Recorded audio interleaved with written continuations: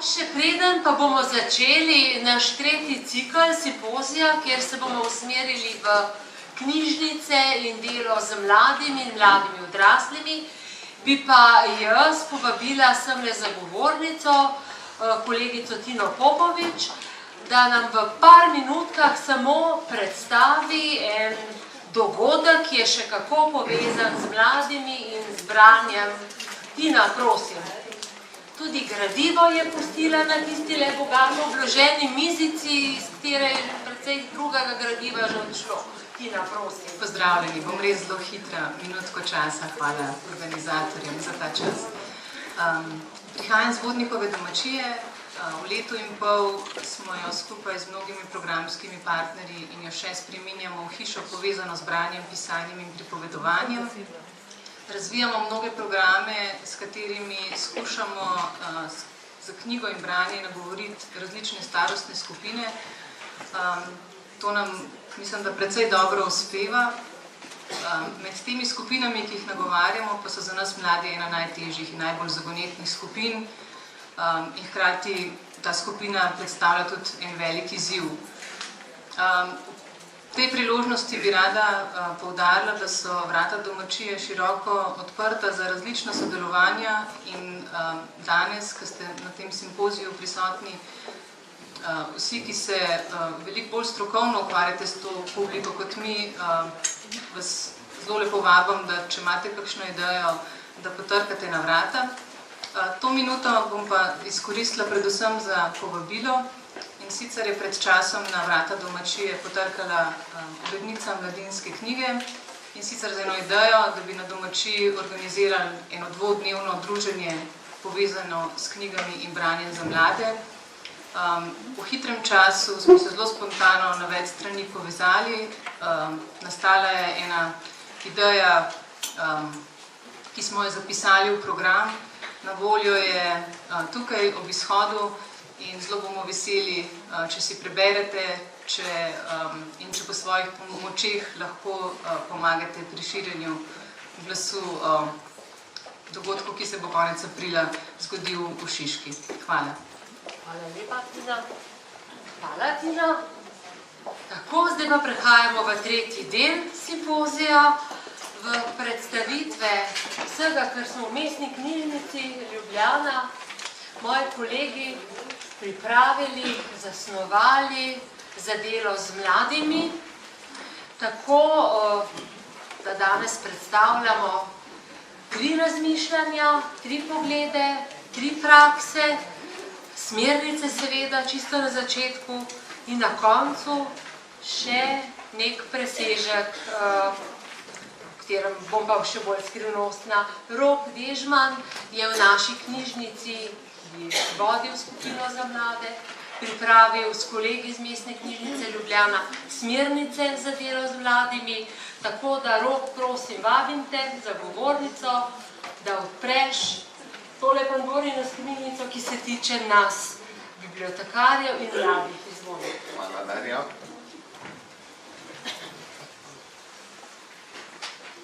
Najprej lepo, Darja, hvala, najlepša hvala za napoved. Lepo pozdravljeni. Ja, moje ime je Rok Dežman in jaz sem bil tisti, ki je v Mestni knjižnici Ljubljana, oziroma sem še vedno tisti, ki vodi delovno skupino za mlade. Tale delovna skupina za mlade je pripravila nek dokument, ki ima naslov takole smernice za mlade v MKL, oziroma s podnaslovom z mladimi ustvarjalno in izobraževalno povezana MKL. To je dokument, ki je pravzaprav dostopen na spletni strani Mestne knjižnice Ljubljana in jaz ne bom prav veliko razlagal o njemu, ker je smisel ta, da si ga vzamete v roke, da ga preberete, morda tudi v njemu najdete kakšno zanimivost, ampak nekaj drobcev vseeno. Kaj je pomembno že v samem naslovu? To so smernice za mlade v MKL, ampak podnaslov je pa še pomembnejši, z mladimi ustvarjalno in izobraževalno povezana MKL. Torej, ne za mlade, ampak z mladimi, z njimi. To je pač nek osnovni pomen in osnovno vodilo, k kateremu se bom sicer potem tudi še kasneje vrnil. Obstajata zdaj v Mestni občini Ljubljana in pa tudi v Mestni knjižnici Ljubljana dva taka strateška oziroma pomembna dokumenta. To je strategija Mestne občine Ljubljana za mlade od 2015 do 2024.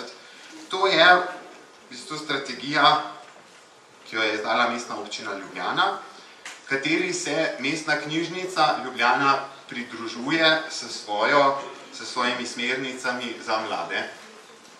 Torej, za mlade, storitvami za mlade, s katerimi bo knjižnica razvijala svojo dejavnost pod tem skupnim naslovom. Torej, z mladimi ustvarjalno in izobraževalno povezana MKL. Mestna knjižnica Ljubljana je v teh smernicah si zadala, da bo oblikovala različne storitve za mlade in z mladimi. Torej, govorimo o starostni skupini tam 15 do 20 let starosti. Zakaj? Z namenom povečati njihovo aktivno vključenost v knjižnico. Smernice izhajajo nekje iz tega stališča, da so mladi tisti, ki se nekako najbolj angažirajo na kulturnem in pa umetniškem področju. Torej, kultura in umetnost sta tisti področji, kjer lahko mladi razvijajo svojo dejavnost, svoje storitve, najdejo svoje priložnosti za nek angažma. In zastavili smo si pravzaprav dva cilja. Torej, da bodo mladi obiskali Mestno knjižnico Ljubljana in pa da bodo mladi v Mestni knjižnici Ljubljana dostopali do nekega znanja in informacij. Kako vse smo si to zadali in kakšen je pač ta postopek, ideje, zanimivosti, najdete v smernicah,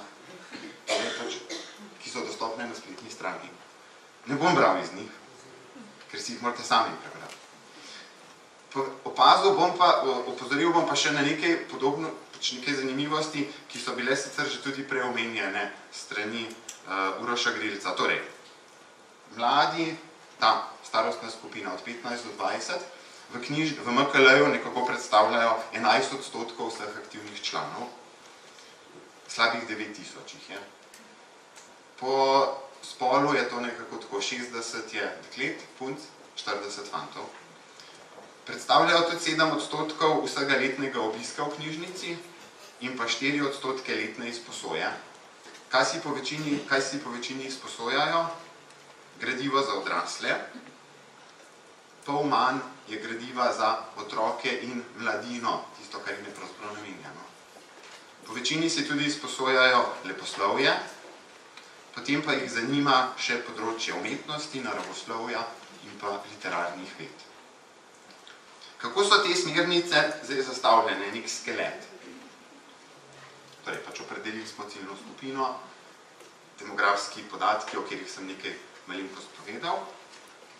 Zanalizirali smo prakse dejavnosti za mlade v tujih splošnih knjižnicah, v slovenskih splošnih knjižnicah in pa v praksah v Mestni knjižnici Ljubljana. No, v teh praksah v MKL bo potem tudi za mano nekaj več povedala Andreja Rupnik-Miško.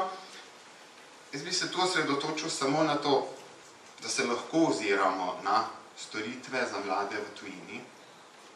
Knjižnice v tujini mlade privabljajo z različnimi dejavnostmi, ki niso nujno vezane na branje. Torej, tudi na igro, na zabavo, na svetovanje, na informiranje, oziroma nekako vzpostavljajo nek knjižnični prostor kot prostor druženja. In to je morda tisto opozorilo, ki bi ga mogli vzeti v obzir. Tu se lahko nekaj naučimo, ker pač pretežno knjižnice v Sloveniji nimajo prostora za mlade. Mladi so nekje razpeti med oddelkom za odrasle in oddelkom za otroke. Rabijo svoj prostor, kjer lahko udejstvujejo pač torej to kulturno in umetniško izrazje. Tudi v slovenskih splošnih knjižnicah je tako. Imamo dejavnosti za otroke in mlade in potem pač pogledamo, kakšne dejavnosti so. Praviloma so to dejavnosti do starosti 14 let. Kje pa so potem zdaj tisti med 15 in 20? To je pač neka slika, ki se pojavlja, za razliko od tega, kako je v tujini. Recimo v Nemčiji imajo prav knjižnico za mlade odrasle, kamor je tako nekje v nekem takem drobnem tisku dostop starim prepovedan. Torej, v bistvu to njihov prostor. Nekaj podobnega je tudi v Rusiji in drugod. Torej, to so neka opozorila, na katera bi veljalo upoštevati tudi pri oblikovanju knjižničnega prostora in podobno. Torej, da se naredi prostor za mlade. Še zadnja stvar, ki bi jo še enkrat izpostavil, je ta, da pa ne bom ravno najbolj ošvrknil Mestne občine Ljubljana, ampak vseeno. Torej, strategija Mestne občine Ljubljana za mlade 2015-2024 s podnaslovom Ljubljana, mesto mladih in za mlade. Mlade bomo pridobili v knjižnico le po postopku oziroma po mojih izkušnjah, po principu, da to ne bo za mlade, ampak bo z njimi, torej z mladimi. Zato so tudi smernice nekako zastavljene v duhu z mladimi ustvarjalno in izobraževalno. Torej, z mladimi se je potrebno povezovati. Naloge nas zaposlenih v knjižnici pa so pravzaprav te, da jim mi prisluhnemo. Da jim pomagamo pri njihovem kulturnem udejstvovanju. Tako, kje se lahko mi kot knjižnice najdemo, kam bi se morali usmeriti?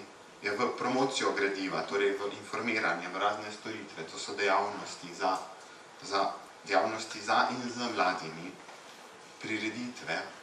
Torej, to je tisto, ker sem že v uvodu povedal, torej, da se tudi knjižnice v tujinah vedno bolj povezujejo in navezujejo na to, da so storitve oziroma njihove dejavnosti ne nujno in vedno vezane zgolj na branje in na knjigo, ampak na dejavnosti, ki se povezujejo s knjigo ali z branjem.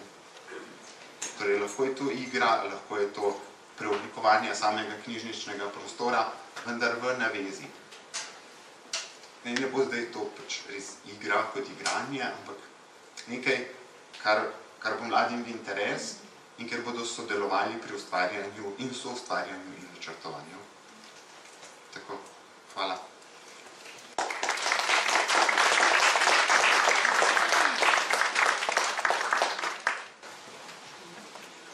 Hvala lepa, Rok, ker si napravil nek tak uvod v današnje razmišljanje, ki se bo nadaljevalo. Nadaljevalo se bo z drugo kolegico, Andrejo Rupnik-Miško, ki bo predstavila nekaj novejših, zanimivih, praktičnih učinkov smernic, ki smo jih pripravili v Mestni knjižnici za delo s to ciljno publiko. Andreja, prosim. Hvala lepa, pozdravljeni. Jaz sem prireditvenica v knjižnici Bežigrad in njenih enotah za odrasle in pod moje okrilje sodijo tudi mladi in srednješolci. Danes bi vam želela podati nekaj konkretnih stvari, ki se v naši hiši dogajajo, ki jih pripravljamo za srednješolce in bomo videli, kako smo kaj uspešni pri tem delu. V začetku pa se bom še jaz navezala na Roka oziroma na smernico oziroma na analizo, ki je bila opravljena v tem sklopu. Saj Bežigrad postavlja na zelo zanimivo mesto na zemljevidu Ljubljane. Pravi namreč, da je v naši četrtni skupnosti največ mladih v občini. Če k temu dodamo še dejstvo, da je v radiju 15 minut hoda od naše knjižnice, kar 5 srednjih šol in en dijaški dom, je povsem jasno in logično, da nam naše lokalno okolje že vrsto let določa, da mlade vključujemo v naš program. Tako, če bi samo en hiter pogled in skok v našo zgodovino, kaj se pri nam dogaja, samo nekaj stvari bom izpostavila. Naprimer, obiski srednješolcev in osnovnošolcev, ki danes potekajo pod okriljem projekta Rastem s knjigo, pri nas pripravljamo že več kot 30 let. Prav zanimivo je, ko smo se vključili v ta program, je bilo potrebno v bistvu samo dodati knjigo za naše obiskovalce. Vse ostale elementi tega programa so se povsem pokrivali z našim dotedanjim delom. Seveda, v različnih letih smo povabili različne improlige, ko so nastajale nove naselja v našem območju, smo postavljali knjižnico v parku, študenti AGRFT so pri nas brali poezijo in s tem upravljali tudi izpit, bolj kot zanimivost. Postavili smo razstavo skupaj s srednjo šolo nam bližnjo. Sodelujemo tudi z organizacijami, ki so tudi blizu nas, naprimer volontariat čez cesto knjižnice, bolj namenjen študentski populaciji. Sodelujemo z mladimi zmaji, tako tistimi v Črnučah kot v Stožicah, predvsem pri prireditvah na prostem. In prav tako človekinje imajo tudi sedež v nam bližnjem severnem mestnem parku. Tako, podlaga za naše delo z mladimi je tako zelo bogata in trdna že skozi vsa leta.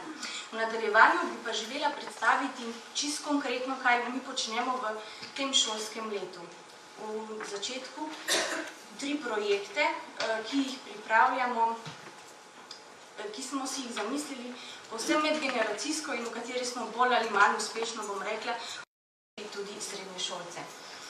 V prvi vrsti je zanimivo medgeneracijsko branje, ki ga pripravljamo skupaj z gimnazijo Bežigrad in s šolsko knjižničarko Sabino Cviter. Sama srečanja potekajo na gimnaziji v času njihove proste ure. Na njih se srečujejo dijaki tamkajšnje šole in bralci oziroma bralke starejših drugih generacij. Za ta del poskrbimo mi z osebnim nagovorom bralkam, s povabilom in z oglaševanjem na naši spletni strani, v napovedniku in tako naprej, tako da poskrbimo za ta del. Srečanja so zelo zanimiva. Pričeli smo pred 3 leti, zelo previdno, tako s knjižničarko smo rekli, ok, 2 do 3 srečanja v šolskem letu, to obljubimo, da bo šlo, vse ostalo pa prepustimo interesu dijakov, kako bo šlo.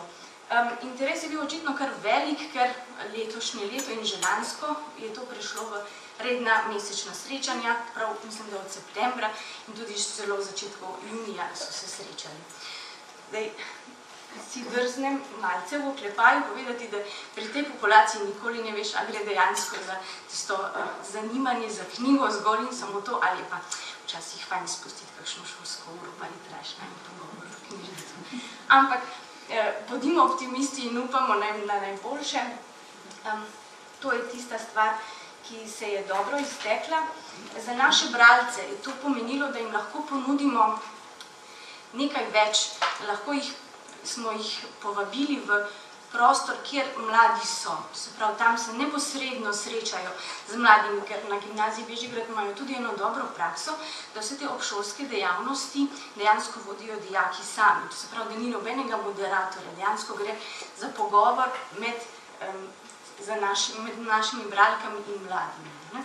To je taka zanimivost. Hkrati tudi, glede na to, da izbirajo knjigo, ki jo bodo brali naslednjič izmenično, enkrat dijaki, enkrat starejše generacije, in tudi aktiviramo, bom rekla, tole gradivo za mlade, tudi starejše, se pravi, še po drugačni poti odpiramo svet mladih. Vsekakor pa tudi nekako predvidevamo, da tudi dijaki potrebne knjige pridejo iskati k nam, ker smo jim najbližja knjižnica.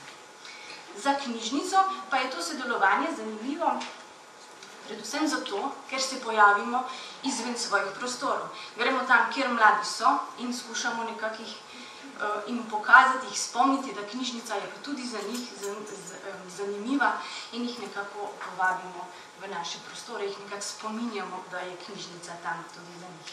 Tako, to je ena stvar. Naslednja, sklop, ki smo jo pripravili, nekako sklop delavnic, ki so potekale 2-krat mesečno, od oktobra do februarja, smo si tudi medgeneracijsko zamislili, izbrali smo si pa ta sklop delavnic,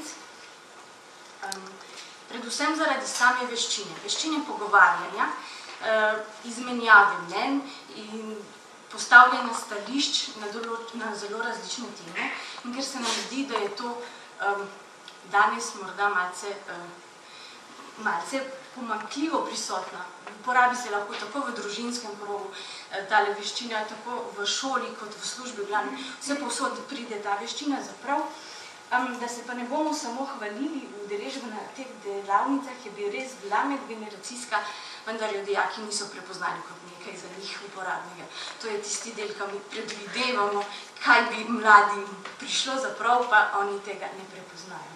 Tako da se ne bomo samo hvalili, kako nam vse uspeva. Tretji projekt, ki smo si ga zamislili za vse generacije in ki se je pri nas dogajal to zimo, smo ga poimenovali Pripletimo zimo. To je en tak ponos in en tak zanimiva stvar, ki se je pri nas dogajala. Naša vodja, Nataša Grubar-Praček, je v bistvu izdelala to osnovni koncept povezovanja bralcev, knjižnicarjev in knjižnice na čist konkretni ravni izdelovanja babičinih kvadratkov. Nekaj fizičnega, nekaj, kar bomo skupaj zgradili s kvadratki in nekako ustvarili eno skupno zavest o knjižnici, nekako tudi iz strani bralcev, to njihovo pripadnost. Nastala je ena izjemno bogata, velika in lepa odeja, res smo ponosni na njo, jo z veseljem pokažemo. Če pridete v knjižnico, šlo se je pa zato, da smo od oktobru že pričeli z izdelavo kvadratkov. 10x10 cm, kvačkano, pleteno, kakorkoli, klekljeno, ni važno. Povabili smo mimoidoče oziroma obiskovalce knjižnice z enim potičkom, kjer je bilo vse gradivo pripravljeno, volna, pletilke, kvačke in vse, kar je bilo potrebno. Povabili smo naše skupine, ki se srečujejo v drugih enotah, pa se s tem že ukvarjajo. Obrnili smo se na osnovne šole in tako naprej. Vse skupaj je potekalo zelo, bom rekla, pestro, zanimivo, drugače in morda ne tako literarno, ampak vseeno. Presenetil nas je pa odziv srednješolcev. Že ob samem obisku v knjižnici, pred porastom s knjigo ali tako, so pokazali zelo velik interes za tisto košaro, ki je bila tam postavljena. Ja, to je pa nas babica učila, pa dajte mi ven to pokazati, kako že to gre, to pa mene zanima. In dejansko smo knjižničarke, ki smo bile tam večkrat pokazali, dejansko dijakom ali mlajšim ali starejšim, kako se to počne, jih je prav zares zainteresirala zadeva, kar nas je malce presenetilo. Tudi na delavnice, ki smo jih pripravili vsak drugi četrtek, so se udeleževali posamezniki. Čist konkretno smo se pa obrnili na srednjo poklicno in strokovno šolo Bežigrad, bližnjo, in smo se z tamkajšnjo šolsko knjižnico Natašo Pečkaj dogovorili za kar konkretno sodelovanje. Ona je bila tudi zelo zainteresirana, si je zadeva zdela zanimiva in je tudi v šolski knjižnici organizirala to skupinsko pletenje in kvačkanje kvadratkov. Tudi pri njih je potekala ta zelo zanimiva povezava med dijaki in učitelji. Vsi so izdelovali isto stvar, tudi učiteljice so se ene na novo učile in nekateri dijaki so pa to že zelo vešče znalo in je bila taka zanimiva izmenjava znanj. Od njih smo dobili tudi največji kupček teh kvadratkov, ki smo jih potem vključili v samo odejo. Povabili smo jih pa tudi k prvemu postavljanju teh kvadratkov. Ko smo v začetku marca oziroma koncu februarja razgrnili vseh 330 kvadratkov, ki smo jih naredili v tem času, jih je bilo treba barvno skladiti, nekako razporediti, da vse skupaj je dejansko izpadlo v eno lepo, super bogato odejo. Poleg tega, da nas je že sama udeležba srednješolcev presenetila, je bilo pa prav zanimivo, da se je veliko fantov tudi so pokazali interes. Prav tako prišli so na postavljanje kvadratkov in tudi na delavnicah so bili udeleženi, kar nas je še malce presenetilo. V nadaljevanju pa še bom predstavila 3 projekte, ki smo jih pa pripravili prav za to ciljno skupino za srednješolce. Še čisto sveži so vtisi včerajšnjega dogodka Poezijo med policami, ki jo v knjižnici Bežigrad pripravljamo že kar tradicionalno ob Svetovnem dnevu poezije. Zdaj se že 3. leto smo se povezali z nam bližnjimi srednjimi šolami, z njihovimi literarnimi krožki oziroma z zainteresiranimi profesoricami slovenščine in povabimo dijake na prebiranje njihove avtorske poezije. Prejšnja leta so bila ta srečanja medgeneracijska, povabili smo tudi druge lokalne oziroma druge pesnike. Letos pa smo malce preoblikovali vse skupaj, povabili smo samo dijake na prebiranje poezije. Naše srečanje se je nadaljevalo s literarnim večerom, ki se je nadaljeval v dvorani knjižnice. Tako da smo tudi kot gosta, smo pa na naše srečanje povabili pesnika Ivana Dobnika, tako da smo tudi kandidirali na razpisu Društva slovenskih pisateljev, povabimo besedo in bili tudi uspešni. Pri tem sam dogodek pa poteka pri nas tako, da se z dijaki pogovarjamo v mladinski čitalnici, med knjigami, med policami. Se pravi, ne gremo v dvorano, ni tu nekaj zaprtega, ampak smo jih prav povabili tam med police in dejansko se zdi, da mi privabimo tisto, kar se skriva med samimi platincami knjig, da pride v življenje, ko skupaj tam se pogovarjamo in prebiramo poezijo. Sama prebrana poezija je preko zvočenja tudi slišna po vsej knjižnici, da je tale malce tehnični podrobnosti, tako da je dejansko vsi obiskovalci v knjižnici so na Svetovni dan poezije deležni prebiranja poezije. Pomemben del srečanja, tudi za dijake, pa je pogovor s samimi mladimi, saj jih nekako postavimo za njih povsem nenavadno vlogo. Z njimi se pogovarjamo kot s pravimi ustvarjalci, kot z nekimi mladimi, ki pa res nič konkretnega ne delajo, ampak jih nekako postavimo na piedestal in to jim je zelo zanimivo. In na koncu koncev tudi prebiranje svoje poezije, to je še kar drzno dejanje. In tako nekako povabimo mlade in jim zopet pokažemo, da je knjižnica tam za njih in tudi z vsebinami, ki je njim bližja. Naslednja dejavnost, ki je pa še bolj usmerjena v ožjo ciljno skupino, pa smo se odločili za sklop delavnic za pripravo na maturo iz slovenskega jezika. K temu smo pristopili zelo premišljeno, saj v osnovi nismo želeli posegati v ta program priprav, ki potekajo na srednjih šolah. Ta program je zelo izdelan, utečen v glavnem. Vsi izvajalci so že zelo, imajo že mnogo praks od teh priprav. Želeli smo ponuditi nekaj dodatnega, kaj bi kot knjižnica lahko pomagali pri pripravi za dijake, pri pripravi na maturo. Predvsem morda za tiste dijake, ki so prespali kakšen mesec v šoli, za tiste, ki bi želeli še enkrat, pa morda na malce drugačen način, slišati snov. V glavnem in tudi naše delavnice potekajo zelo motivacijsko, tudi želimo jih malce spodbuditi, da saj bo pa vendarle šlo. Glavnina priprav so te delavnice, ki jih vodi zunanja sodelavka, Tanja Tomšič, ki je tudi profesorica slovenščine in v letošnjem letu tudi zunanja ocenjevalka na maturi. Se pravi, vse skupaj je zelo preverjeno in res ne posegamo za njimi alternativnimi prijemi v ta že dobro izdelan in utečen program priprav na mature.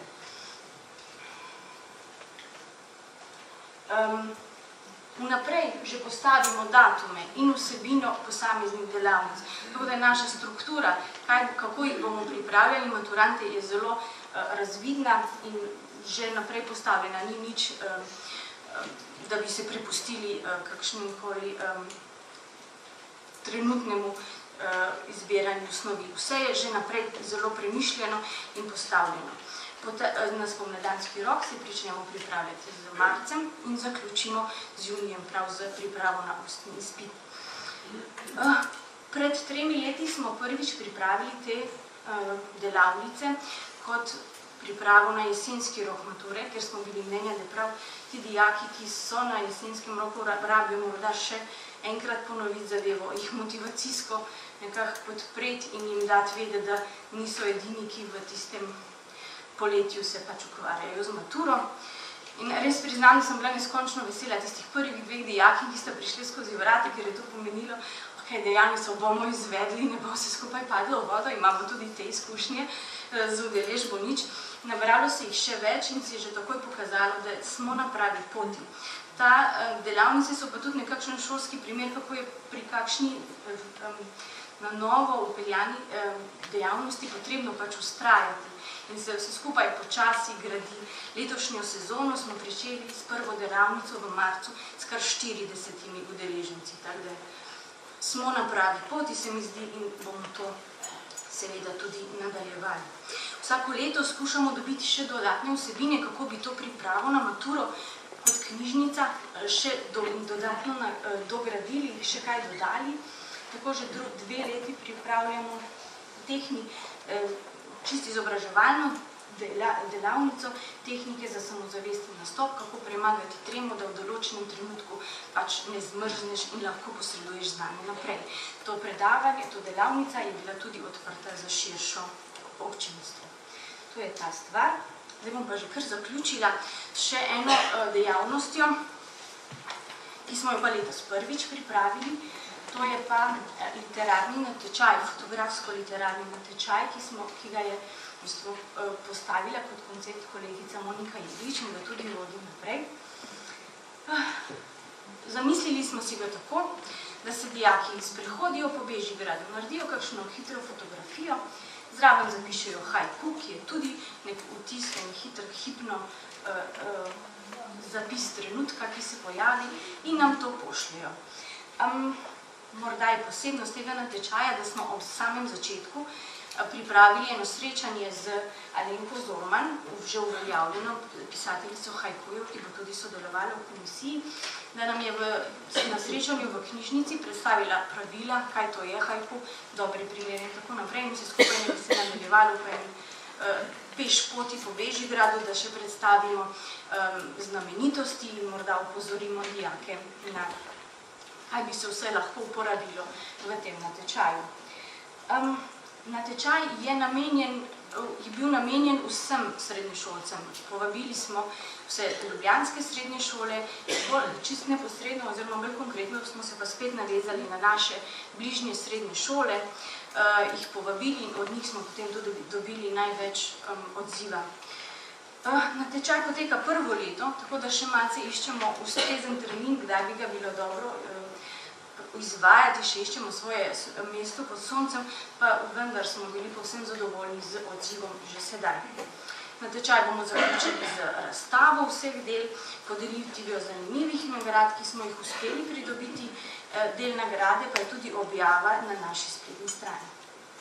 No, to je bil en tak izbor, kako smo mi pohajkovali z mladimi, do mladih oziroma še tako naprej. Jaz verjamem, da vsaka knjižnica po svoje išče poti, uspešno ali bolj ali ne. Vsi pa se najbrž res strinjamo, da gre za sodelovanje z mladimi in ne tisti poskusi, kaj bi jim po naših razmišljanju sodili, kaj bi potrebovali, ampak kaj dejansko oni, kaj oni počnejo v življenju. Vsako leto mi program še nadgrajujemo, iščemo nove poti, nove možnosti, kako bi mlade privabili v našo knjižnico. Hvala za pozornost.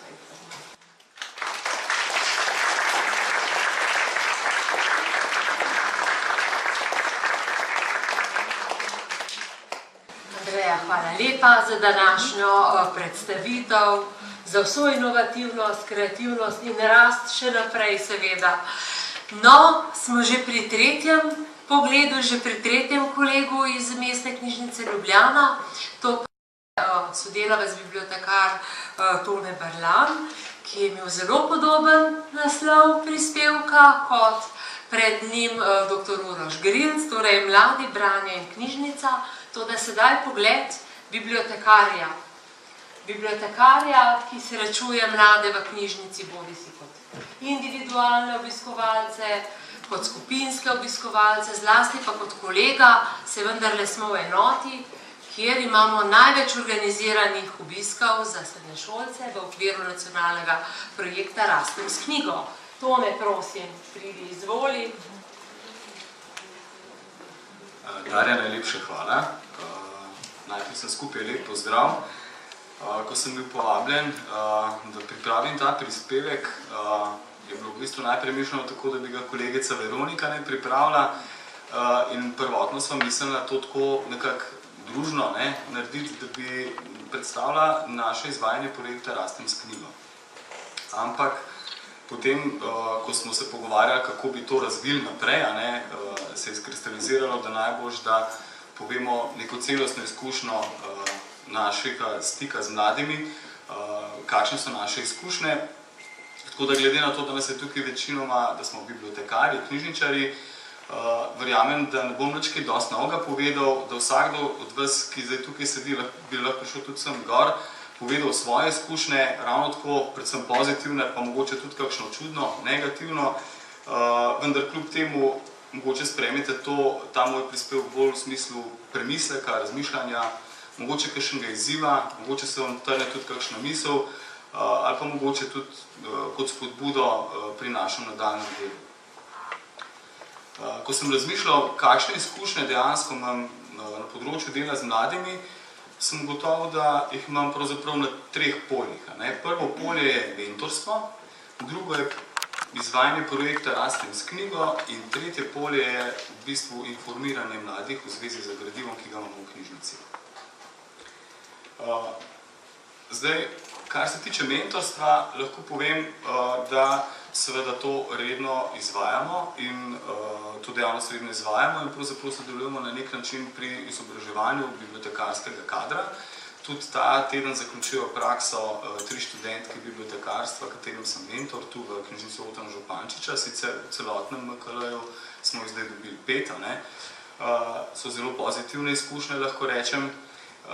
Zanimivo je pa to, da pri tem delu seveda poskušamo študentom bibliotekarstva predvsem čim bolj celostno predstaviti našo mestno knjižnico Ljubljana, kar pomeni, da jih mi praktično v konkretno dejavnost ne moramo ne vem koliko vajati, ker moramo spoznati praktično vse naše enote, oziroma čim več teh naših centralnih enot, pa potem center za vseživljenjsko učenje in tako naprej, skupne službe.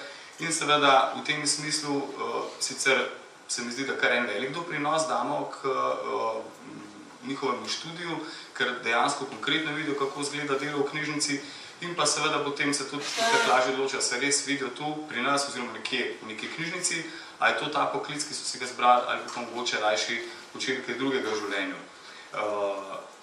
Tako lahko povem iskreno, da te izkušnje, kot sem že povedal, so izredno pozitivne. Druga izkušnja seveda pa je bilo delo s prostovoljci, predvsem v preteklosti. Zdaj to delo je na nek način, lahko rečem, delikatno, predvsem zato, ker smo v preteklosti, preden smo seveda začeli strogo upoštevati zakon o prostovoljstvu, imeli tukaj nekaj prostovoljcev, nekaj se bo zagotovo spomnil, ker se tudi z njimi sodelovali, bodi si kot mentori, bodi si kot tisti, ki ste jih nekako upeljevali v bibliotekarstvo. Prednost, ki jo vidim nekoč, pa slabosti, ki jih vidim danes, prednosti so bile zagotovo te, da so se tisti ljudje, ki so prišli k nam kot prostovoljci, uvajali v to našo dejavnost, delali pravzaprav to, kar mi počnemo, čeprav ne bi smeli. Mi smo v bistvu na nek način kršili ta zakon o prostovoljstvu, vendar pa lahko rečemo, da kar nekaj teh ljudi je potem dobilo zaposlitev v knjižnici. Bodi si naši, bodi si v kateri drugi. In to je bila ena izmed prednosti, ki sem jih opazil, zdaj to čisto iz lastnih izkušenj govorim, in recimo za razliko od tega, kar je danes.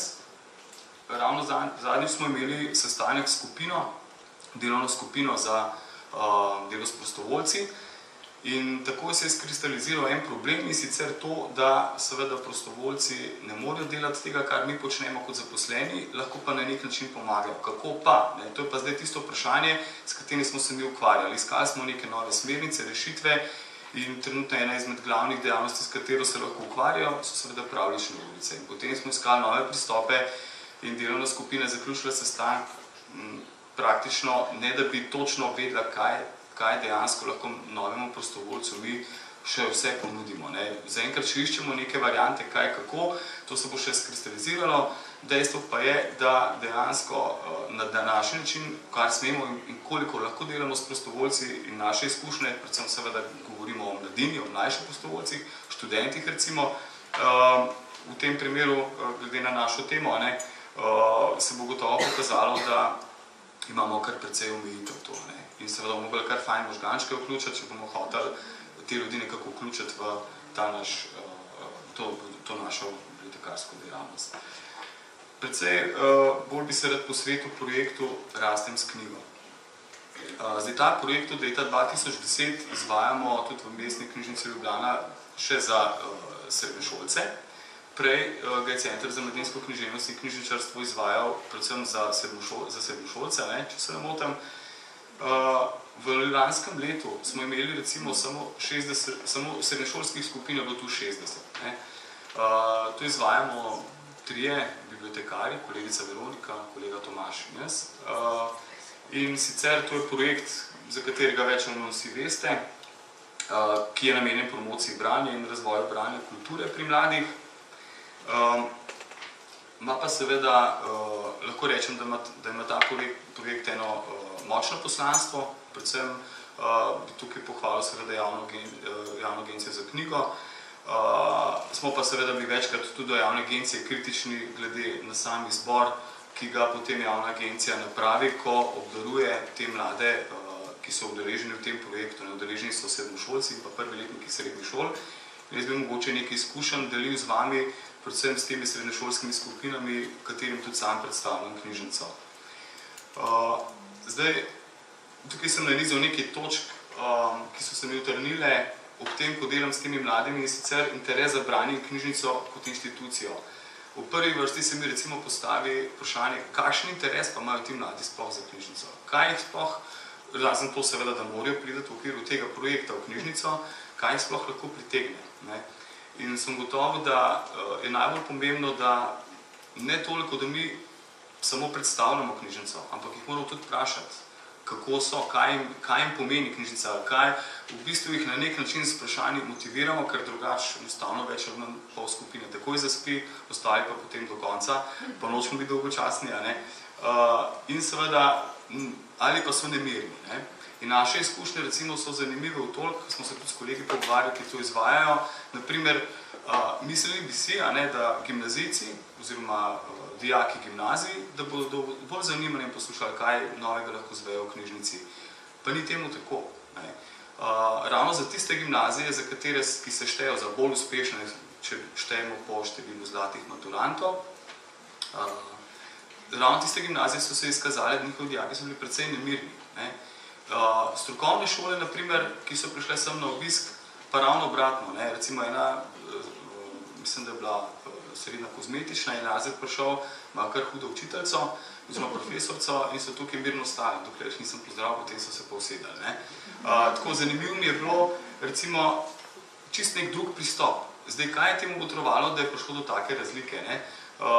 Tudi sam sem se o tem sprašal in seveda potem takoj prišel na to, kakšni so odzivi profesorjev, mentorjev, oziroma tisti, ki v bistvu pripeljajo to skupino sem k nam na predstavitev.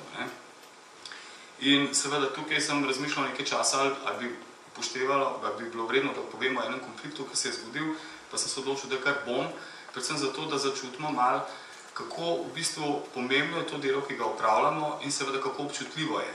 In seveda tudi kako pomembno je, da mentori, ki pripeljajo, se pravi, to so v bistvu predvsem knjižničarji srednjih šol, oziroma profesori, ki pripeljajo sem svojo skupino, kako pomembno je, da ti ljudje pripravijo dijake na obisk v knjižnici, v neki kulturni inštituciji.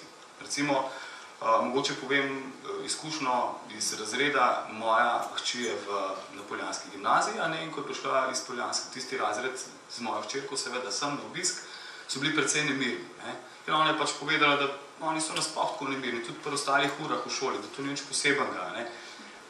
In se, takrat se je meni trnilo vprašanje, pa to so v bistvu bodoči intelektualci, vsi ti ljudje bo verjetno šli študirati, kaj pa ne bi takoj po končani gimnaziji.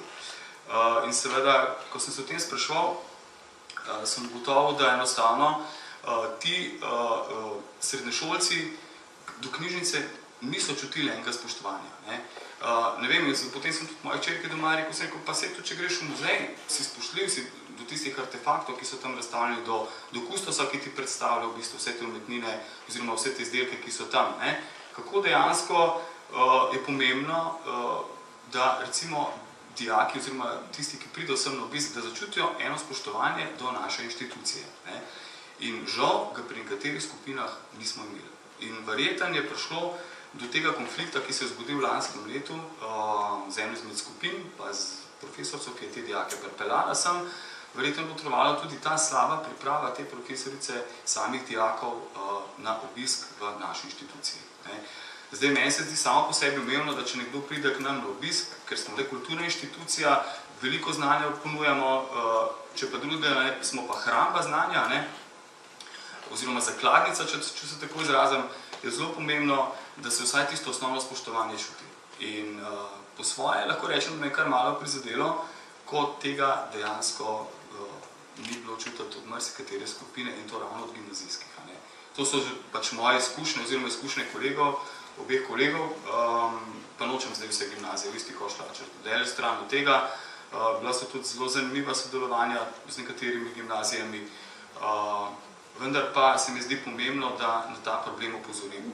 Se pravi, če pride do konflikta, zakaj je ta konflikt vzniknil? Predvsem zaradi časa predstavitve.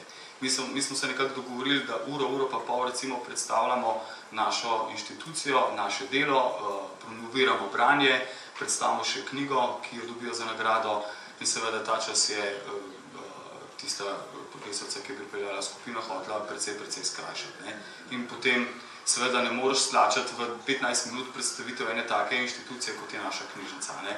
Ravno zaradi tega smo se potem pogovarjali, kaj zdaj napraviti, vendar smo se dogovorili za nadaljne sodelovanje, kar nas veseli po svoje, po drugi strani pa seveda nas postavlja pred nov izziv, kako zdaj napraviti v bistvu predstavitev, da bomo dijake pritegnili, da bodo dejansko nekako spet začutili, kaj knjižnica je, oziroma da bodo nekoč kot otroci verjetno so, zdaj kot dijaki jim je to verjetno malo nek drugačen odnos in ravno tu pač navajam tudi ta problem brezbrižnosti, ki ga dostikrat začutam recimo pri sami skupini in pa mogoče tudi ta zasičenost z informacijami, ker tudi ko jih vprašam, recimo, kaj berejo, rečejo najprej tišina, noben nič ne bere, potem pa počas ugotovimo recimo, da pa nekateri pa tudi berejo. In ravno tukaj sem si dal eno alinejo pozitivna presenečenja, ko dijaki berejo. Recimo, eno takih presenečenj se je zgodilo, ko smo tukaj srednjo trgovsko šolo, nisem pričakoval ne vem kakšnega odziva, pa ena dijakinja rekla, jaz pa veliko berem.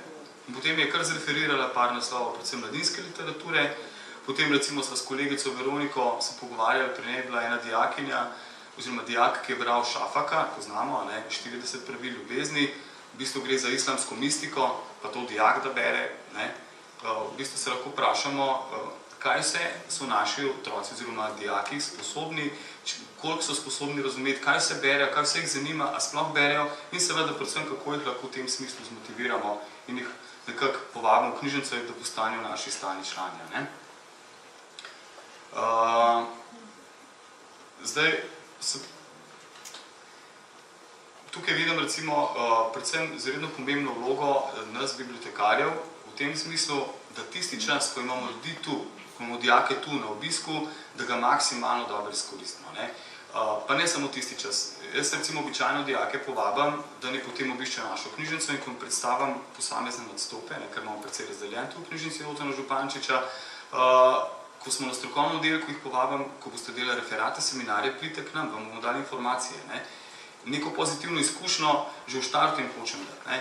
In v bistvu dopovedati, kako pomembno je, da se na knjižnico obračajo kot na inštitucijo, ki jim bo pomagala dejansko, ne na nekaj, kar pač mora iti. Ker če slučajno nekje ne dobi knjige, ali pa da jo mora dobiti nekje, se potem mora pač pri nas oglasiti. In ravno ta stik se mi zdi izredno pomemben, tudi na informacijah, ki je pa tretje področje, s katerim, recimo, kjer imam izkušnje sodelovanja z mladimi. Tukaj pa dejansko, ko smo se s kolegi pogovarjali, kaj, kako, kje vidimo problematiko vsega skupaj, oziroma zelo pomembno se nam zdi, da najprej vzpostavimo z mladimi dialog. Recimo, ne vem, kakšne imate vi izkušnje, skratka, ko nekdo pride k vam po informacije, je običajno tako, da večina ljudi ima že nekako izdelano oziroma ve, kaj hoče, ve, kaj si hoče sposoditi. Politiko pridejo, običajno pridejo vprašati za kakšno dobro idejo, kakšen dober roman. Skratka, mladih bralcev pa ni.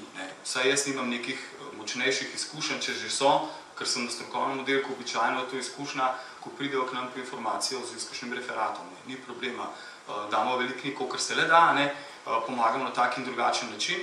In ravno zdaj smo se s kolegi pogovarjali, kaj se zdaj dogaja. Mladi si niti ne sposojajo več literature. Pridejo z mobiteli in poslikajo enostavno tiste strani, ki jih potrebujejo. Ravno kolega mi je razlagal, da se je kar fajn potrudil z iskanjem, kakšnih 20 minut je iskal vse skupaj članke, nekaj še vse, na kar je dijak poslikal zadev, oziroma mislim, da je študent in učel. Se pravi, to je zdaj nek nov pristop. Ne gre več tako, kot smo si včasih predstavljali, damo kup knjig, oni si sposodijo in grejo domov. In s tem se bomo zdaj v bistvu srečevali. Se nekaj že tudi statistika pokazala, ki smo jo videla, dr. Uroš Grilc prikazal. In seveda tukaj smo postavljeni zagotovo pred nove izzive in sicer najprej ugotoviti v bistvu, ugotovili smo že skozi vsa ta predavanja, ki so bezredno zanimiva, da izgubljamo mlade bralce. Izgubljamo bralce, ki končajo osnovno šolo, pridejo v srednjo šolo in jih enostavno ni. Te ljudi iščemo. Super me veseli, da knjižnica Bežigrad da se tako dobro tega problema lotila. Mislim, da bi morali v bistvu na celotni MKL ravni nekaj napraviti na to temo. Praktično vsaka knjižnica je postavljena pred ta izziv in seveda ugotoviti, kako v bistvu pritegniti bralca, kako dobiti člana, da spet bere naprej, da ga nekako navdušimo. Moj pristop je običajno ta, ker se zavedam, da marsikdo nima te bralne kondicije, niti bralnih navad, ko jih pripeljem na mladinski oddelek in enostavno rečem, če še niste dosti brali, dajte začeti tukaj. Ne takoj posežiti po kakšnih romanih za odrasle, ker je tukaj dosti zanimivih romanov. Me pa zelo zaboli, recimo, ko vidim enega mladega bralca, recimo, ne vem, se mi je že 3-krat zgodil v zadnjem letu, odkar je spet Hitlerjev Mein Kampf oziroma Moj boj v slovenščini dosegljiv na policah, da mlajši ljudje pridejo po to knjigo. In nič drugega ga ne zanima, samo to. To pa je dejansko tisto, kar sem se spomnil v bistvu na tisti prepovedan znak, ki ga je predavatelj Klemen Lah pokazal, je res, ne grejo čez rob, oziroma do roba ali pa čez rob in s tem se kar močno strinjam. Najbolj zanimivo je tisto, kar je prepovedano, kar mi zabičemo, ne tega, ja, točno to bomo. Mogoče še ena izkušnja, ko moja otroka, ki je zdaj že študentka, bila stara 10 let, je vzela od Dejva Pelcerja knjigo, ki govori v bistvu o eni težki problematiki, o spolni zlorabi mladoletnega otroka. In ko tašča moja, ki je bila mladinska knjižničarka na Koču v Prežiškem Gorancu, videla to, ne, to pa ne boš brala, to pa ne smeš biti. In potem še mene rekla, ja, da je to pa malo pas, kaj prineseš domov. Pa jaz si nisem, v bistvu si je sama, ne vem, kje je točno zbrskala in je hotela točno to knjigo imeti, jaz te knjige nisem bral, nisem se pa niti pozanimal, kakšna je in to nesem domov. In seveda, potem smo malo predebatirali na to temo, ena taka čudna izkušnja po svoje, po drugi strani pa moral biti non-stop na preži, paziti v bistvu, kaj dajemo ljudem zabrati in seveda kako tudi mladega bralca, ne samo kaj mu damo domov, tudi kako ga navdušimo nad samim branjem. Tle se mi zdi, bi zaključil z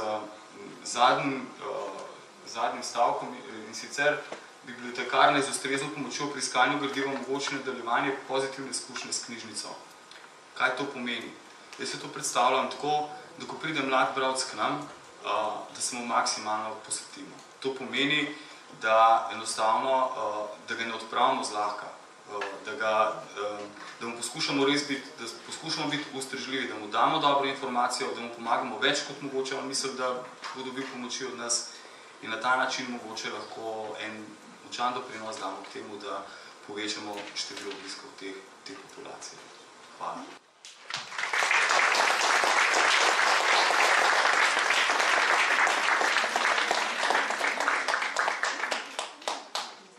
Hvala lepa, Tone, tudi za to razmišljanje, izkušnje, ki si jih podal skozi svoje delo. Dr. Grilc pa se opravičuje, ker bi z veseljem ostal z nami do konca, tudi zaradi službenih obveznosti je moral oditi prej. Zelo sem vesela, pravzaprav mi je v čast, da lahko zdaj napovem to, kar je rekel že kolega Rok, da se trudimo biti Mestna knjižnica Ljubljana, ki je z mladimi povezana ustvarjalno in izobraževalno. In zdajle imamo eno tako možnost, za kar se zahvaljujem udeleženki in še prej Roku, da jo je povabil. Seveda možnost je imel povabiti zato, ker se pri svojem delu povezuje s to ciljno skupino in sploh z mladimi, ki razmišljajo, ki vidijo široko, ki vidijo malo drugače, kot vidimo mi, da nam iz prve roke kot glas mladih danes na temle simpoziju lahko predstavi mlade in branje, kaj nam gre narobe. Kolegica Lara Pavkovič, lepo prosim, z nami ste že od dopoldneva, prosim,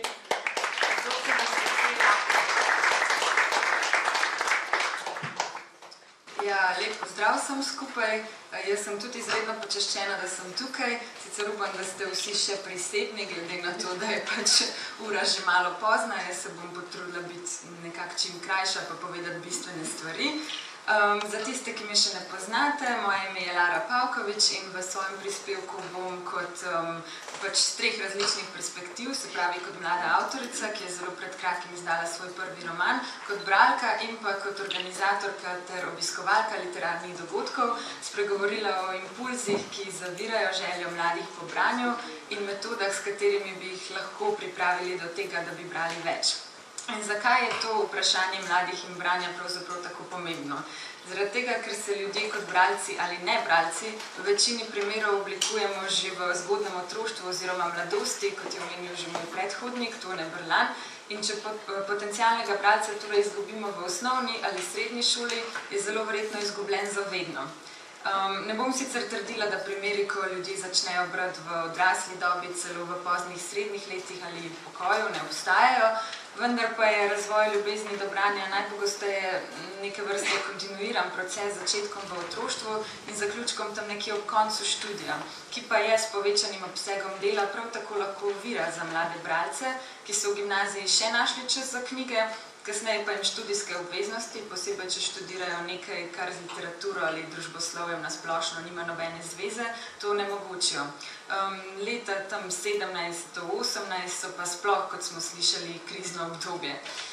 Odnos do branja, ki ga je posameznik vzpostavil v tem, torej mladostniškem obdobju, se nato prenese v odraslost, kjer bo tak bralec vzgajal nove mlade bralce, najmanj svoje otroke. Ali morda celo kako drugače doprinesel k razvoju bralne kulture in krog bo sklenjen. Mladostniki so oziroma smo, torej za vse, ki se nam zdi literatura pomembna, ključna ciljna skupina, zato je prav, da se zavedamo, kako razmišljajo, kako delujejo in tudi s kakšnimi zadržki do branja se lahko srečujejo in čeprav je te zadržke mnogokrat težko preseči, to s pravimi prijemi ni nemogoče. Ker sem že omenila to, da bo že oblikovan bralec tisti, ki bo vzgajal nove bralce, bi mogoče začela kar pri domačem okolju in njegovem vplivu na otroke in mlade, kar se tiče branja. Dejstvo je, da imajo otroci, ki odraščajo v intelektualno-stimulativnem okolju, oziroma jih vzgaja vsaj ena oseba, ki ima do knjige pozitiven odnos, veliko večje možnosti, da se razvijajo v bralce. To je bilo že omenjeno v nekaterih današnjih referatih. Lahko navedem kar svoj primer. Oba moja starša sta sicer univerzitetno izobražena, ampak do literature nimata posebnega odnosa. Mama je nehala brati po gimnaziji, od takrat prebere mogoče 2 nezahtevni knjigi na leto, oče pa je še kar marljiv bralec, bere tudi dosti kakovostne literature, ampak mu knjiga vseeno kot ta simbolni kapital ne pomeni toliko, da bi naju sestro posebej vzgajal v duhu, da je branje in poznavanje literature vrednota. Ključni akter za razvoj moje naklonjenosti do branja je bila tako babica, upokojena učiteljica, ki me je pač naučila brati precej zgodaj, pri 3 ali 4 letih in potem do vstopa v osnovno šolo tudi zalagala s priporočili za branje. Podobne vzgoje z njene strani je bila deležna tudi moja 4 leta mlajša sestra, ki se sicer kljub temu, da je v teku osnovnošolskega in srednješolskega šolanja pač je tako kot jaz sodelovala na literarnih tekmovanjih, pri raznih šolskih glasilih in v krožkih, no ampak se potem ni odločila za poklicno ukvarjanje z literaturo. Vseeno pa še danes prebere okoli 20 knjig na leto, kar precej odstopa od povprečja in je tudi več od velikega števila njenih vrstnikov. To je torej prva stopnja formiranja mladega bralca. Pozitivna stimulacija oziroma poziv k branju v domačem okolju. V nadaljevanju pa se mora aktivirati sekundarno okolje in to je osnovna in kasneje srednja šola. Po eni strani je namen osnovnošolskega izobraževanja, da k branju spodbudi tiste šolarje, ki pač tega doma v prvih fazah svojega razvoja niso bili deležni. Po drugi pa morajo osnovnošolski učitelji, vsaj po mojem mnenju, prepoznati tiste, ki so brali že v predšolskem času in so zaradi tega lahko v prednosti in bi v času osnovne šole tudi že posegali po nekoliko drugačnem čtivu kot bralci začetniki. Sama sem imela tudi tukaj srečo, ker nas je naša razredničarka v prvih 2 letih osnovne šole na strašno interaktiven način spodbujala k branju in pisanju. Zgodbe smo recimo pisali na posebne kartone, oblikovane v obliki sadja, hiše, letal in to se je povezovalo tudi tematsko, recimo v obliko letala si pisal zgodbo o letalu. Navadno je bil tudi princip pisanja tak, da nek predmet, zdaj če ostanemo pri letalu, govori o prvi osebi, pač o sebi. Priljubljene so bile tudi, naloge v delovnih zvezkih, v katerih si prebral začetek zgodbe, potem pa jo nadaljeval po svoje, slikovni bralni dnevniki, izdelovanje lastnih knjižic iz papirja, v katere smo potem pisali knjige, pisanje dnevnika za domačo nalogo in podobno. Se je pa hkrati razredničarka zavedala, da bodo na primer zame, kot za nekoga, ki pač bere že dlje časa, nekatere osnovne naloge povezane z branjem in pisanjem mogoče premajhen izziv. Zato mi je, pa tudi še nekaterim drugim bolj naprednim bralcem, vedno dala možnost, da pač preberemo kaj drugega kot ostali oziroma napišemo zgodbo, ki je nekoliko daljša od osnovne forme, kakršna je bila na voljo v delovnem zvezku. Verjamem sicer, da je žongliranje med učenci, ki jim že osnovne bralne oziroma pisne naloge predstavljajo izziv in takimi, za katere je ta izziv premajhen, kar zahtevna naloga, ampak ravno zaradi velike vloge izobraževalnih ustanov pri formaciji bralcev je pomembno, da učence v zgodnjih razredih osnovne šole poučujejo izkušeni pedagogi, katerih cilj ni samo posredovanje snovi, ampak tudi razvijanje talentov in zanimanj otrok ter prevzgoja pozitivnega odnosa do literature in kulture. Izredno pomembno pa je tudi, kar je bilo tudi že rečeno, da se otrok v prvih razredih osnovne šole seznani s konceptom knjižnice. In šolska knjižnica je najverjetneje prva knjižnica, v katero bo šel mali bralec ali bralka, ko si bo zaželel ali zaželela novo čtivo. Vsaj v mojem primeru je bilo tako, da sem se s šolsko knjižnico seznanila takoj v vstopu v prvi razred, zmestno pa šele v zadnji triadi osnovne šole, mislim, da tam 7. ali 8. razred. Prva predstavitev šolske knjižnice novopečenim osnovnošolcem mora biti torej privlačna in v njih vzbuditi željo, da se bodo v knjižnico še vračali. Dobra ideja za prvi obisk knjižnice je recimo ta, da se prvošolce predtem vpraša, kateri žanr jih zanima oziroma slikanice s kakšno temo, glede na to, da takrat tako ali tako večina še bere slikanice in potem so si med prvim obiskom nekako primorani izposoditi knjigo na to temo. Knjižničarka ali knjižničar pa si zabeleži zanimanje vsakega in potem ob naslednjem obisku mogoče predlaga tematsko sorodne knjige. Meni je v zvezi z našo šolsko knjižnico najbolj ostalo v spominu ravno to, da je knjižničarka kar hitro osvojila moj bralni okus in me potem redno obveščala o knjižnih novostih, ki bi me znale zanimati. Smiselno je pa tudi, da bolj zagreti bralci že v šolski knjižnici dobijo navodila, kako se včlaniti v mestno knjižnico in o vseh aktivnostih, v katere se lahko poleg branja tam vključujejo, kar pa sklepam, da se v marsikateri osnovni šoli že dogaja. Zdaj pa k največjemu potencialnemu problemu v zvezi z osnovnošolskim in srednješolskim branjem, kar so po mojem mnenju predpisane literarne vsebine obravnavane pri pouku slovenščine.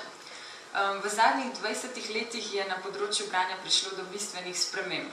Zaradi novih tehnologij se je spremenil tudi način branja. kar lepo opiše Nicholas Carr v precej znanem članku iz leta 2008 iz Google Making Us Stupid, oziroma Ali nas Google poneumlja, pa tudi v svoji knjigi Plitvine, ki je pravzaprav samo razširjena verzija omenjenega članka. Carr pravi, da se je njegov način razmišljanja zaradi stalnega dostopa do internetnih vsebin spremenil, najbolj se pa to kaže ravno med branjem. Včasih se je brez težav zatopil v knjigo ali dolg članek, zdaj pa mu koncentracija popusti že po 2 ali 3 straneh, izgubi rdečo nit in iskati začne nove dražljaje.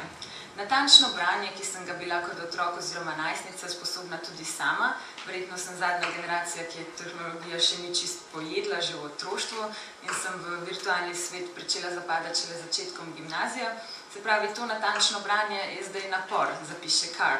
In to je seveda zato, ker že več kot desetletje, oziroma v času, ki je zdaj minil od članka že 20 let, preživlja ogromno časa online, išče vsebine, brska za informacijami, za katere si mora včasih v knjižnicah preživeti ogromno časa, zdaj pa je vse dostopno z enim samim klikom. In na internetu lahko počnemo več stvari hkrati. Beremo članek, odpisujemo na e-mail, pregledujemo Facebook, mimogrede kupimo nekaj novih kosov pohištva ali oblačil, v ozadju pa se vrti YouTube posnetek ali nek podcast. In s prihodom pametnih telefonov, ki so s seboj seveda prinesli razvoj mobilnih aplikacij, je šlo vse skupaj še korak dlje, ker zdaj med branjem članka lahko počnemo vse ravno kar našteto, hkrati pa še pregledujemo novice na eni izmed mobilnih aplikacij na telefonu in tweetamo in brskamo po fotografijah naših Instagram kontaktov. In to lahko potrdim, zato ker sem med pripravo tega prispevka približno 10-krat odprla Facebook mobilno aplikacijo, pa mislim, da imam drugače kar dobro koncentracijo. In seveda dlje in tudi več, ko brskamo po internetu, večje težave imamo z branjem dolgih besedil. Carr v članku omenja blogerja, sicer pa patologa Brucea Friedmana, ki priznava, da zaradi novega načina branja ni več zmožen dejansko prebrati knjige, kot je Vojna in mir. In podobno stvar spet opažam tudi pri sebi. Ne glede na to, da še vedno berem tudi dolge in zahtevne knjige, ker od mene to zahteva tudi področje, s katerim se ukvarjam, od njih že odnesem precej manj kot v časih, ko sem bila mlajša in sem manj uporabljala internet. Poglobljeno branje težke literature mi v bistvu uspe samo poleti na morju, na otoku, kjer je dostop do internetne povezave omejen, med letom, ko sem pa zakopana med milijon opravkov in nekako pod pritiskom, da moram skozi preverjati maile in socialna omrežja, pa zavestno izbiram krajše in za branje prijetnejše romane, za katere vsaj vem, da jih bom uspela dokončati v nekem spodobnem času. In kako se zdaj vse to povezuje z obveznimi vsebinami pri pouku slovenščine? Tako da je enostavno malo verjetno, da bodo otroci in mladostniki, ki so s tehnologijo zrasli in ne poznajo drugega načina branja, kot je branje po fragmentih, sploh najmlajše generacije, ki imajo, ne vem, nekateri iPad v rokah že pri 2-3 letih, ure in ure sedeli pri težkih in duhamornih knjigah, kakršne so recimo Pod svobodnim soncem Frana Saleškega Finžgarja, 10. brat Josipa Jurčiča, Kmetske slike Janka Kersnika ali Visoška kronika Ivana Tavčarja. Vse te so, kolikor vem, še vedno del osnovnošolskega in srednješolskega branja, vsaj mi smo jih brali, pa dvomim, da se je v 5 letih, odkar sem končala gimnazijo, toliko spremenilo. Ne pravim, da se teh del pri pouku slovenščine ne bi smelo obravnavati, nasprotno, pač absolutno pravilno je, da jih mladi poznajo, ker so pomemben del slovenske literarne zgodovine, ampak mislim pa, da bi bilo popolnoma dovolj, če bi se z njimi seznanili skozi analizo vsebine in morda branjem odlomka v berilu med uro, ne pa, da so jih prisiljeni sami prebrati v celoti. Enak pomislek imam morda tudi pri Ivanu Cankarju, katerega dela kljub nesporni literarni kvaliteti obravnavajo tematike, ki so sodobnemu dijaku popustuje. Žal, povprečen dijak, posebej tak, ki v prostem času ne bere, se na dejstvo, da Cankar v svoji sicer vrhunski prozi in dramatiki nastavlja ogledalo slovenskemu narodu in da je vse to še danes zelo aktualno, kratko malo požvižga, raje bi bral o temah, ki zadevajo tudi mladostnike, torej ljubezen, virtualni svet, droge in alkohol, prijateljstvo, mogoče tudi občutek odtujenosti v svetu odraslih, diskriminacija, pa migrantska tematika, o kateri je bilo danes že govora, in podobno. Prej je eden od referentov, Klemen Lah, dejal, da današnji mladi potrebujejo drugačne impulze, kar je sigurno res. In ponovno moram poudariti, da ne sugeriram, da se iz obveznega čtiva izvzame celoten Cankarjev opus, ampak vsekakor pa, če vprašate mene, gimnazijcev ni smiselno zahtevati, da sami preberejo več kot eno njegovo delo. Mogoče bi si tisto, ki jih najbolj zanima, po obravnavi med uro lahko celo izbrali sami. Drugo pa je seveda vodeno branje, ki ga je prav tako omenjal Klemen Lah. Če mlade nekdo vodi pri obravnavi literature in to počne na tak interaktiven in sodoben način, je seveda potem njihova motivacija za branje, tudi starejše in ne tako aktualne literature, popolnoma drugačna. Sicer pa tako ali tako je renovacija oziroma modernizacija celotnega šolskega sistema, kar se tiče literature pri pouku, utopična ideja, zato ni smiselno, da o tem preveč na široko razpredam. Ampak vendarle si ne morem kaj, da se pač ne bi vprašala, kako dolgo bo moderna slovenska literatura obravnavana pri pouku slovenščine, če je predstavljala tisto med letoma 1950 in 1990 o sodobnih slovenskih avtorjih, med katerimi je marsikateri enako vrhunski kot recimo Dane Zajc ali Dominik Smole, pa ne bo ne duha, ne sluha. Mogoče bo, ne vem, čas za natančno obravnavo Gorana Vojnovića, Uroša Zupana, Nataše Kramberger ali Lucije Stepančič v šolah napočil čez 50 let, pa bo takrat to moderna literatura. Nekaj obravnavanih izjem se seveda najde, recimo Jančar se gotovo obravnava, ampak vse to so nenazadnje tudi avtorji starejše in srednje generacije. Kaj pa je z mlajšimi?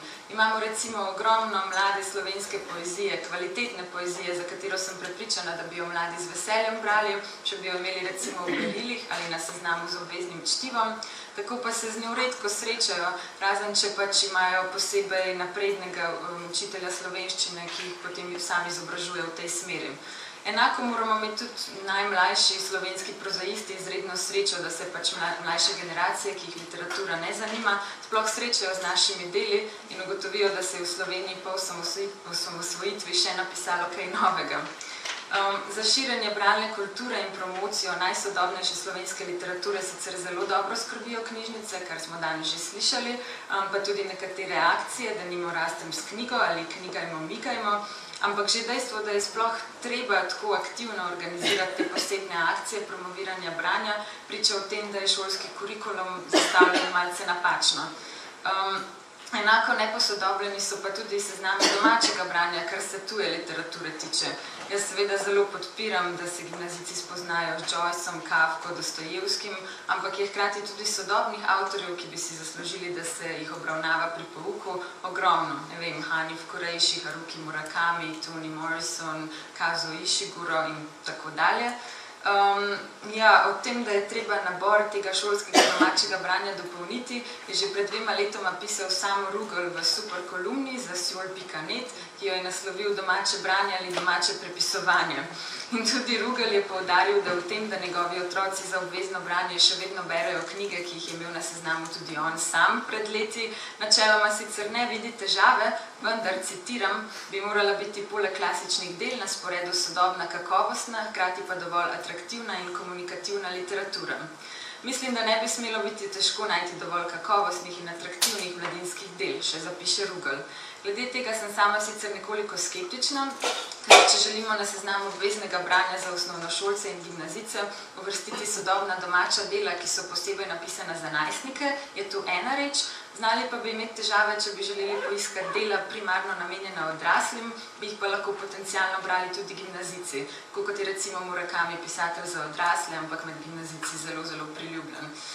Nekateri slovenski pisatelji namreč, vsaj tak občutek sem dobila sama, smatrajo za slabo stvar, če njihova dela razume in z veseljem bere tudi mladina, ker je še vedno glavni ideal dobrega pisatelja hermetično zaprto delo, ki ga bodo za kvalitetnega razglasili ožji literarni krogi in bo pač piscu po možnosti prineslo tudi kakšno nagrado ali 2. S tem seveda ni nič narobe, da me res ne bo kdo obtožil, da obsojam vse povprek, ker dokler bo obstajala literatura, bodo obstajali tudi različni bralski okusi, ampak po mojem mnenju bi vseeno morali stremeti tudi k temu, da se bolj pogosto piše na način, s katerim bi imela knjiga potencial, da bi bila priljubljena tudi v vsaj srednjih šolah. Rugel, če se ponovno navežem nanj, v svojem članku za obvezno čtivo v šolah torej predlaga princip ena klasična, ena sodobna. 10 obveznih knjig v enem šolskem letu, od tega zgolj 5 klasičnih. To je svež in dobrodošel pristop, podoben tistemu, ki se ga je v času mojega gimnazijskega izobraževanja posluževal tudi naš profesor slovenščine. Medtem ko je imela večina ostalih razredov za domače branje zgolj klasična dela, smo mi dobili seznam, s katerega smo si lahko poleg določenega obveznega čtiva, recimo gospe Bovary in Ane Karenine, izbrali tudi mnoga dela sodobne literature, manjkali pa niso niti avtori kot so Welbeck, Philip Roth, Agatha Christoph in William Boyd. Da je bila izbira za tiste učence, ki so se s sodobnimi avtorji srečali prvič, nekoliko lažja, je profesor naslove opremil tudi s šaljivimi komentarji, kot so malo dolgo, ampak vseeno vredno branja, smešno in podobno. Zame kot za bodočo komparativistko so bili ti seznami izredno dragoceni, saj sem se na tak način prvič srečala z mnogimi deli, ki smo jih pozneje omenjali ali obravnavali na faksu. Skoraj z gotovostjo pa lahko trdim tudi, da so olajšali in popestrili to mukotrpno ukvarjanje s šolskim čtivom, tudi marsikateremu nebralcu ali zelo občasnemu bralcu med mojimi sošolci. Spomnim se, da mi je recimo sošolka, ki se je po gimnaziji upisala na naravoslovno smer in pa seveda s knjigami profesionalno ni več imela opravka, leto potem, ko smo maturirali, dejala, da se v knjižnico še vedno odpravlja s knjižnimi seznami, ki jih je za nas pripravljal profesor. Tako da morda je to ideja, ki bi se jo lahko v nekoliko spremenjeni obliki posluževale tudi knjižnice, da se vsak mesec pripravlja sezname aktualne domače in tuje literature, ki jo knjižničarji posebej priporočajo, s kratkimi komentarji, in to bi bilo potem na voljo obiskovalcem knjižnice za orientacijo. Mlade bralce, osnovnošolce in gimnazice pa bi nanje lahko opozorili njihovi učitelji in profesori, ki bi jih ti seznami potem tudi lahko mogoče spodbudili k temu, da aktualno produkcijo pogosteje vključujejo na spiske obveznega branja, vkolikor to učni načrt sploh dopušča. Nove tehnologije, ki so krive za razvoj fragmentiranega načina branja, so seboj prinesle tudi željo mladih po interaktivnih vsebinah in potem, da je vse dokumentirano v virtualnem prostoru, kar za branje fizičnih knjig ne pomeni nič dobrega, pa vendar se da tudi tehnologijo izkoristiti v prid promocije branja. Tu merim predvsem na osveščanje mladih o različnih aplikacijah in spletiščih, kjer lahko o prebranih knjigah debatirajo in označujejo, kaj so že prebrali oziroma bi želeli prebrati. Ena takšnih je Goodreads. Animira pa se jih lahko tudi z raznoraznimi natečaji na Instagramu ali Facebooku. Tako kot vse več izdelkov bi bilo lahko sčasoma tudi vse več knjig opremljenih s QR kodo, ki jo bralec poskenira s telefonom in tako dostopa do aplikacije ali spletne strani, na kateri na primer o knjigi in avtorju izve več, prebere citate iz nje, še preden se zares loti branja in podobno. Se mi pa zdi tudi zanimiva opaska dr. Uroša Grilca, ki je omenil, da omejevanje interneta povečuje zanimanje za branje.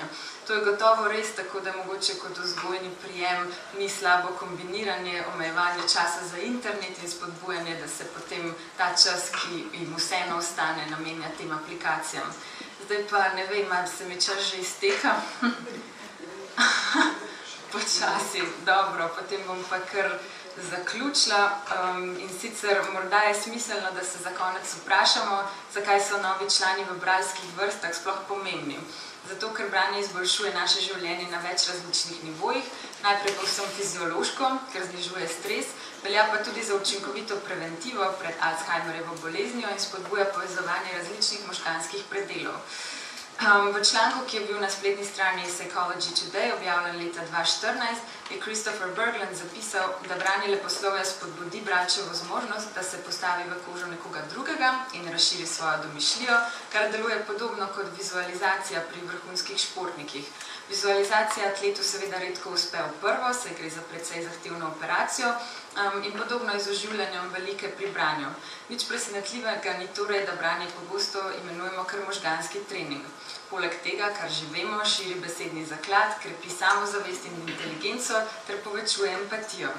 Branje je navsezadnje dejavnost, skozi katero je mogoče priti skoraj v najbolj neposreden stik s čustvi nekoga drugega.